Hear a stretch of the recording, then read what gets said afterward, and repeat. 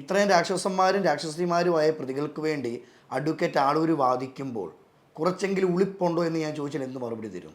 നോക്കൂ, നിങ്ങളുടെ ഒളിപ്പിനെ നിലനിർത്തിക്കൊണ്ട് എനിക്ക് വക്കീൽ പണി ചെയ്യാൻ പറ്റില്ല.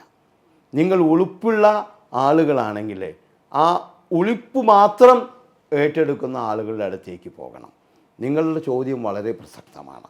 നിങ്ങൾ സമൂഹത്തിന് വേണ്ടി ഈ ഒളിപ്പില്ലായ്മ ചോദ്യം ചോദിക്കുമ്പോൾ ഒരു അഭിഭാഷകൻ എന്ന നിലയിൽ ഞാൻ ഒരു കേസ് ഏറ്റെടുക്കുകയും ഒരു ഡോക്ടർ എന്ന നിലയിൽ ഞാൻ മോഹൻലാലിന് മാത്രമേ ചികിത്സിക്കുകയുള്ളൂ, മറ്റുള്ളവരെ ചികിത്സിക്കാൻ എനിക്ക് പറ്റില്ല എന്ന് ആ ഡോക്ടർക്ക് പറയാൻ പറ്റില്ല. അപ്പോൾ ഇവിടെ ഞാൻ പറയാൻ ആഗ്രഹിക്കുന്നത്, നിങ്ങൾ എന്ത് ഉളുപ്പുള്ള ഡോക്ടറാണ് എന്ന് ആ ഡോക്ടറോട് ചോദിച്ചാൽ, അയാൾ ഗവൺമെൻറ് ജോലി ചെയ്യുന്ന ആളാണെങ്കിൽ അവന് ഏത് ഉളുപ്പില്ലാത്ത ഒരു പക്ഷേ കുഷ്ഠരോഗം ബാധിച്ച ആളെയും ചികിത്സിക്കേണ്ടി വരും. അപ്പോൾ അയാൾക്ക് ഞാൻ കുഷ്ഠരോഗിയെ ചികിത്സിക്കില്ല, ഞാൻ ഉളുപ്പുള്ള ഡോക്ടറല്ല എന്ന് പറയുകയുമില്ല.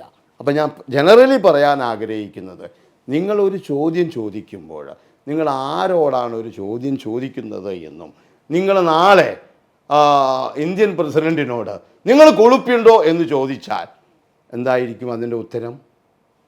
U will be get prosecuted and you will go to the jail. പക്ഷേ അഡ്വക്കേറ്റ് ആളൂർ അത് ചെയ്യില്ല.